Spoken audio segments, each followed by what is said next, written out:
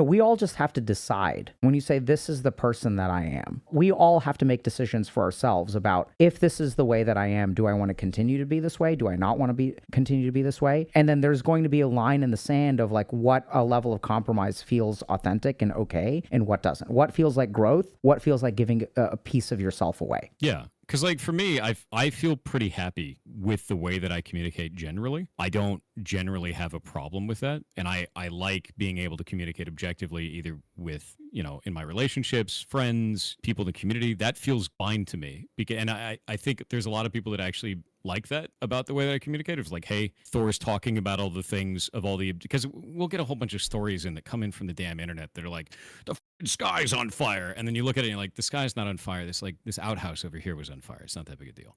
Right. And I find that there's very few islands of that online, man. Like there's very few islands of people to be like, wait a minute, let's look into that before we start freaking out. Would it be easier for me to just like dive into the emotion first? Yeah. Would it be honest? No. Would it be quick views? 100%. Yeah. None of that makes sense to me. I'm with and you, like man. that's why I've always communicated that way. And it's not even a thing of like I'm not willing to change.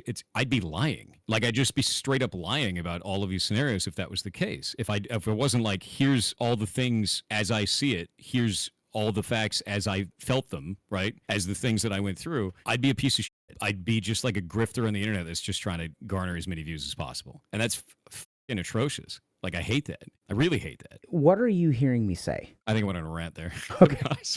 It's not even really about like what you said. It's more like that kind of just like triggered an internal monologue. And I was like, nah,